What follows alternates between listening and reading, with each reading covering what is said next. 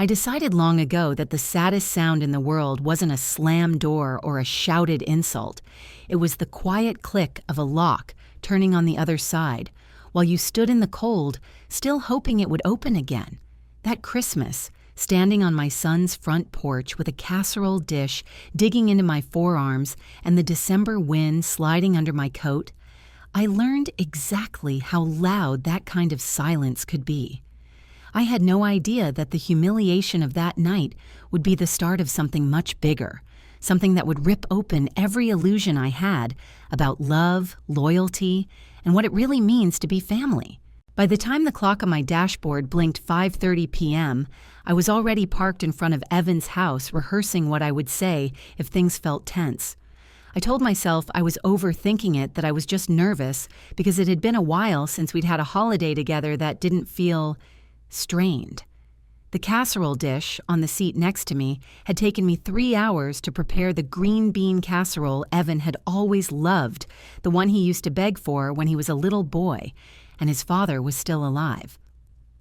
As I stepped out of the car, the December air cut through my wool coat, but the cold that settled in my chest had nothing to do with the weather. Evan's house looked different than the last time I'd been there. The porch was dressed in expensive-looking outdoor furniture, the kind you see in glossy catalogs. White lights framed the roofline perfectly, not a bulb out of place. Wreaths matching, garland full and lush. The decorations alone probably cost more than half of what I used to make in a month when Evan was a child. For a second, I wondered how my son, a high school teacher, could afford all of this, but I pushed the thought away. He was 34 now. He had his own life, his own choices. And tonight, I told myself, was about family, not money. I climbed the steps carefully balancing the warm casserole in my hands and rang the doorbell. Through the frosted glass, I saw movement shadows crossing the flicker of a Christmas tree, the golden blur of people walking past. I heard laughter, the clink of glasses, that soft, muffled sound a full house makes when everyone's talking at once. For a moment, hope rose in me like a fragile flame. Maybe this year would be different. Maybe Marissa would finally let down whatever invisible wall she seemed to keep between us. The door opened. It wasn't the warm, surprised smile I'd pictured. It was Evan, yes, but his face was flushed, his jaw clenched in a way that startled me. For a second, I saw his father in him, the same hard line of anger David used to get when something pushed him too far. Except David had never looked at me that way. Evan stood in the doorway without moving aside and said, "Mom, what are you doing here?" His voice wasn't curious. It was annoyed.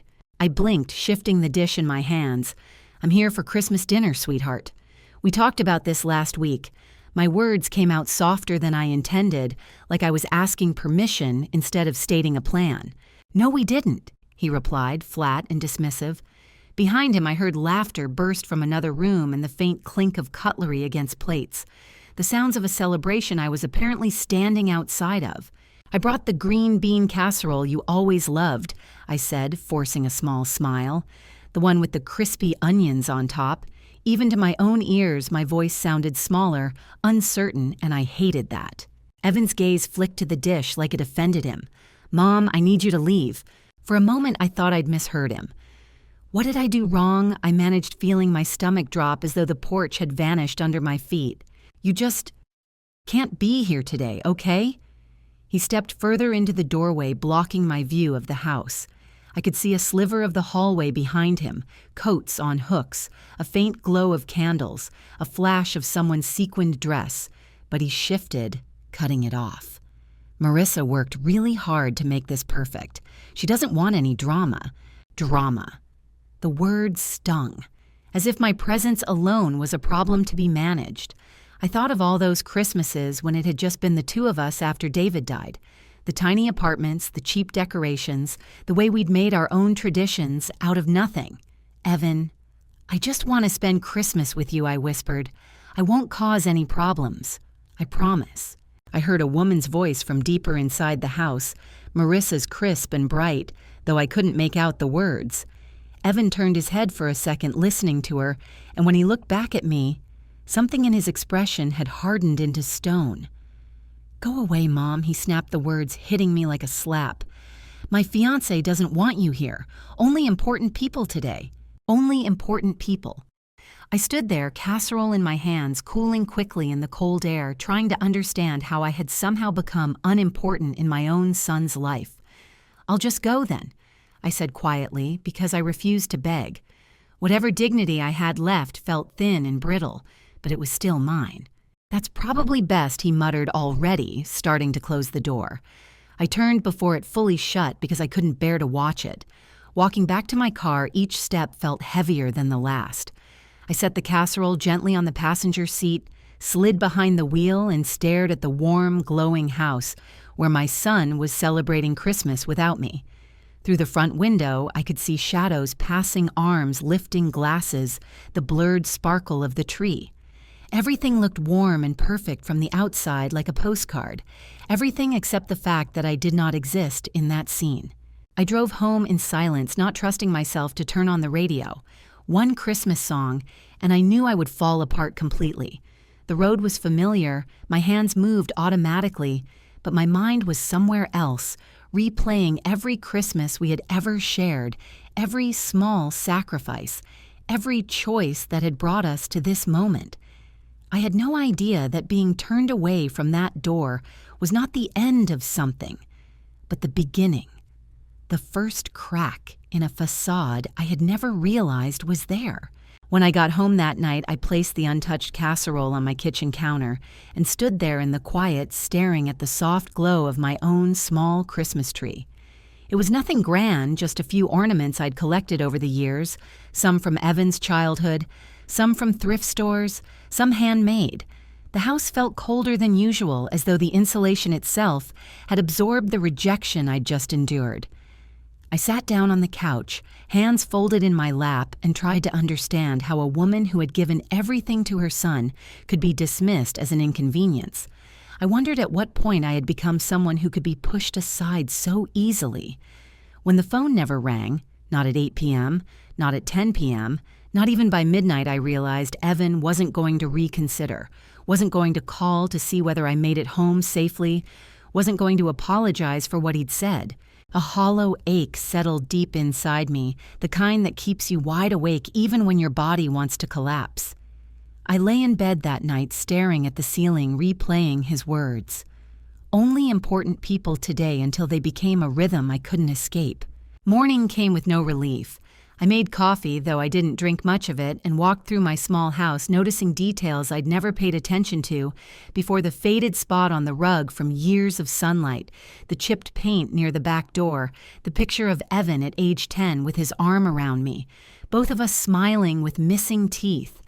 I wondered if he remembered that version of us, or if it had long ago faded into a version of his childhood he barely recognized. When the phone rang at 7:45 a.m. the next day, the sound jolted me upright. Evan's name flashed on the screen. A part of me, a foolish, hopeful part, believed he might be calling to apologize, to say he'd made a terrible mistake. I answered too quickly, as though eagerness alone could pull sincerity from the other end. "Mom, I need the keys to the beach house," he said, not even pausing for a breath. The shift from the previous night's rejection to this morning's demand was so abrupt it felt surreal. I sat up straighter, tightening my grip on the phone. The keys, I repeated, unsure I'd heard him correctly.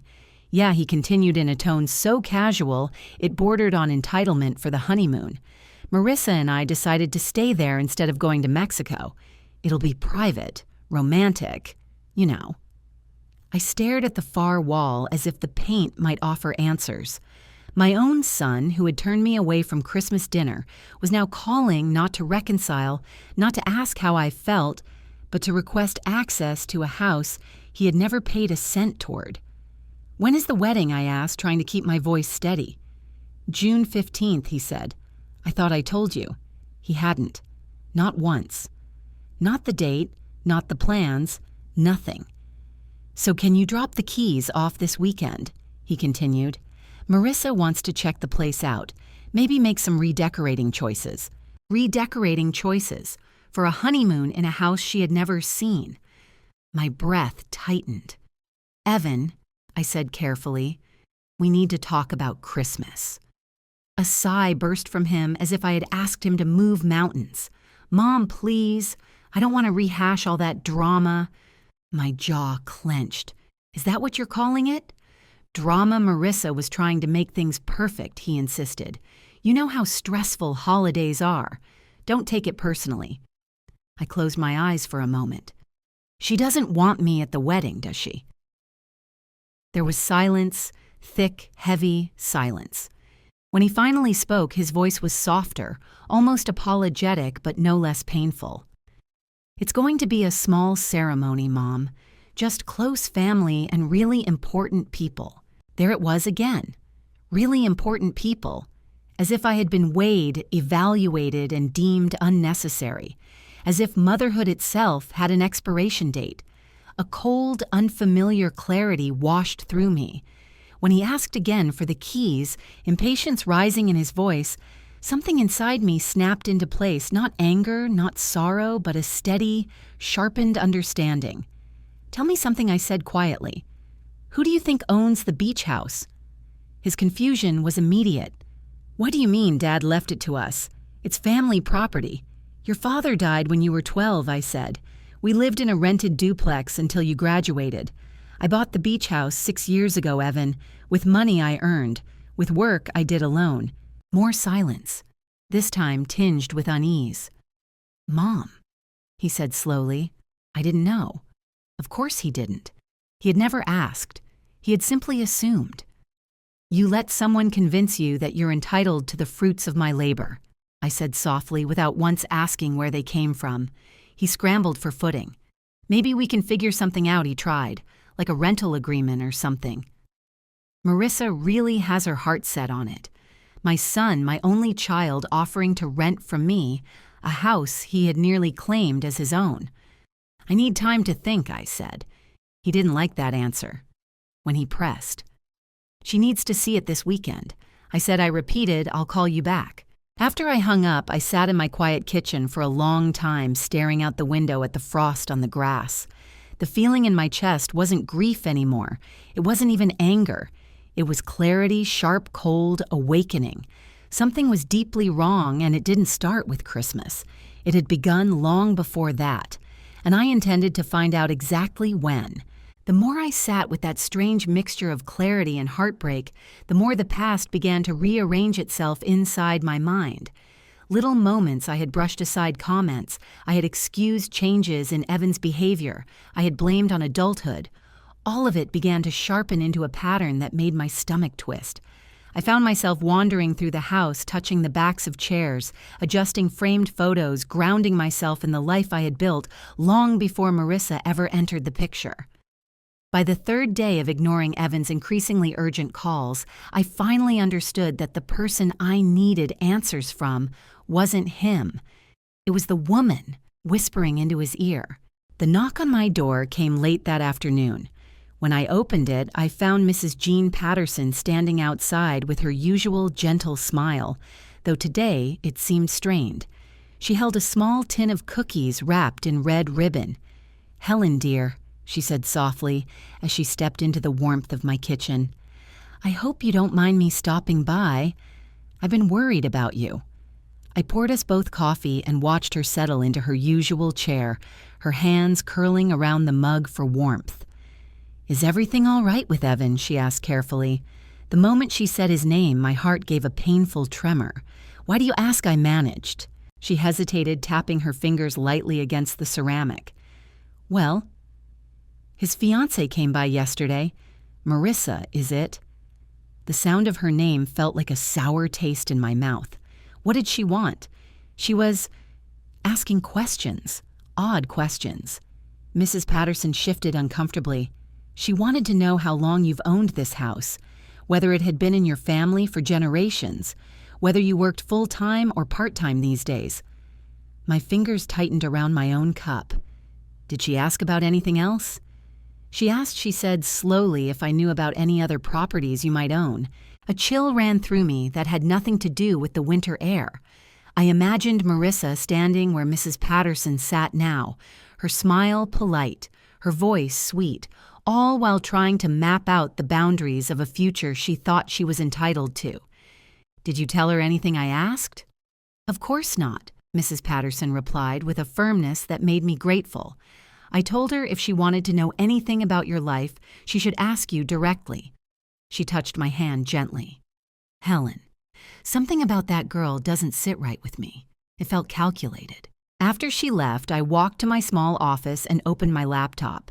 For the first time, I began looking into Marissa's online presence, not casually, not out of curiosity, but with purpose. I created a temporary account so she wouldn't know I was watching. The deeper I scrolled, the more the truth unfolded in front of me, like a carefully hidden blueprint. 2 years ago, Marissa's posts were modest dinners with coworkers, small trips, discount store shopping bags. Then, like someone flipping a switch, her world changed. Designer handbags replaced the off-brand purses. Upscale restaurants replaced chain diners. Weekend trips to beach resorts appeared every few months, always tagged with captions about future security and building the life we deserve. But it was the private group posts she shared inside a closed community called Future Wives Network that made my breath catch. I couldn't access the posts directly, but I found comments beneath them. Congratulations on locking down the right family advice threads about streamlining future inheritance strategies for managing older in-laws who cling to their assets. One comment from Marissa herself appeared in a thread about dealing with future mothers-in-law. Some people don't realize the best thing they can do is step aside and let us build a better life. Step aside. I sat back staring at those words until they blurred. She wasn't just influencing Evan, she was removing me, deliberately, strategically, and he had let her. By the time the phone rang again, Evan's name lighting up the screen, I didn't answer. Not because I was angry, but because I needed the truth, and I intended to gather every piece of it before confronting the person who had turned my son into a stranger. I closed the laptop gently as though the fury inside me might crack it open if I moved too fast. Something had been happening right in front of me, and for the first time since Christmas night, the fog lifted completely. I knew what I had to do. The next morning, I drove to attorney Robert Kincaid's office with a folder of documents tucked under my arm bank statements. Property deeds, investment summaries, pieces of my life I had always intended to share with Evan when the time was right. Now I carried them like armor. The winter sun was pale through the windshield, the streets quiet at that early hour, and for the first time since Christmas, I felt a strange steadiness gathering inside me. It wasn't anger anymore. It was resolve, the calm, deliberate kind that settles over you when you finally decide to stop waiting for someone else to value you and take responsibility for valuing yourself. Robert greeted me with his usual composed kindness. Helen, he said, motioning toward a chair across from his desk, you sounded serious on the phone. I lowered myself into the seat, smoothing my coat as I tried to find the right words. But the truth came out simpler than I expected. I need to revise everything I said quietly. My will, my beneficiaries, my trust. All of it. Robert listened without interrupting as I explained what had happened, the Christmas rejection, the phone call about the beach house, Marissa's questions to the neighbors, the growing entitlement that had crept into Evan's voice over the past year. When I finally stopped speaking, he let out a low exhale. It sounds like you're protecting yourself, he said, choosing his words with care. Not punishing. I nodded. I'm done feeling guilty for having boundaries. For the next 2 hours, we went through every document I owned. I signed the papers that removed Evan as a beneficiary, transferred my assets into a charitable trust, and outlined the legacy I wanted to leave behind, one built on education, community, and dignity, not entitlement. When I collected the manila envelope holding the newly printed documents, it felt surprisingly light in my hands, as though the weight I'd been carrying wasn't the papers themselves, but the illusion that I owed my son everything simply because he had been born to me. 2 days later, Evan called again this time, sounding agitated, almost frantic. I let 3 calls go to voicemail before answering the 4th, my voice calm as I said hello. "Mom," he burst out. "Marissa and I went to the beach house yesterday. The locks are changed. There's a new security system." "What did you do?" I closed my eyes for a moment, breathing through the wave of pressure in his voice. "I secured my property," I said simply. "Your property." "Mom, come on. That house has been in our family for years. You can't just..." "Evan," I interrupted gently. "It has never been in our family. I bought that house with money I earned and saved over decades. You have never had legal claim to it." The line went quiet except for his uneven breathing. "Why are you doing this?" he asked. Finally, but beneath the wounded tone I heard it, the fear of losing something he had taken for granted. "I'm doing this," I said softly, "because I realized you and Marissa were making plans around money you thought belonged to you. Plans that had nothing to do with me. Plans that treated me like an obstacle rather than a person." His voice rose with a mixture of frustration and disbelief. "Marissa isn't like that." "Evan," I said, "your fiancée questioned my neighbor about my finances. She researched property ownership. She asked how many homes I might control. She wanted specifics." "Why do you think she did that?" He didn't answer. The silence was long and strained, and when he finally spoke, his voice had softened into something smaller, less certain. "I didn't know," he said. "I didn't know she was doing that." I swallowed the ache in my throat. "You didn't want to know." For a moment, neither of us spoke. I listened to the sound of his breath through the receiver, imagining him sitting at his kitchen table. The same table where he had once colored pictures of Christmas trees, with green crayons, tongue sticking out in concentration. "What do you want from me?" he finally asked, as though bracing for another lock on another door. I looked at the envelope of legal documents on my counter, the ones already signed, notarized, sealed. "I want respect," I said quietly. "Not obedience, not guilt, not entitlement. Respect and honesty and boundaries." His voice cracked slightly. "And if I can do that, then we can have a relationship," I answered. "But it will not be built on money. I've made sure of that." The silence that followed was heavier than any argument. It was the sound of a truth settling into place, one he could no longer avoid or reshape. Before he could speak again, I ended the call gently, not out of anger, but because there was nothing more to say until he chose to see me clearly. As the screen went dark, I felt the tremor of something breaking loose inside me, not a fracture, but a release, the beginning of something new. 4 months passed before I heard Evan's voice again. Months that drifted by slowly at first, and then all at once, like time had been holding its breath too long, and finally exhaled. I retired from the hospital in early March, stepping away from the long, fluorescent hallways that had shaped so much of my adult life. I spent my mornings gardening, my afternoons reading, my weekends at the beach house, my sanctuary no longer shadowed by expectations or claims. There was a peace in those days that felt almost unfamiliar, as though I had rediscovered a part of myself I didn't realize had been neglected for years. I kept my phone on but rarely checked it. The quiet had become a companion I no longer wanted to disrupt. It wasn't that I never thought about Evan. I thought about him often in the mornings, when I made coffee in the evenings, when the sun dipped low and the house felt too still. But the ache had softened. Whatever guilt once gnawed at me had melted into something steadier, something almost like acceptance. I had done what I needed to do to protect myself. The rest was up to him. When my phone finally rang one April afternoon, I was sitting on the beach house deck, a book open but unread in my lap. Evan's name flashed across the screen, and for a long moment I simply watched it ring. The ocean was calm that day, waves curling gently along the shoreline, rhythmic and patient, as if waiting with me. Eventually I answered. His voice, when it came through the speaker, was nothing like the sharp, entitled tone I had grown used to. It was smaller, hesitant. "Mom," he said quietly, "I was hoping we could talk. In person, if that's okay." I didn't answer right away, letting the breeze brush against my cheek while I considered his request. "What would we be talking about?" I asked. "About what happened," he said. "About Marissa. About me. About everything." Something in his voice, raw, stripped of pride, told me the ground had shifted.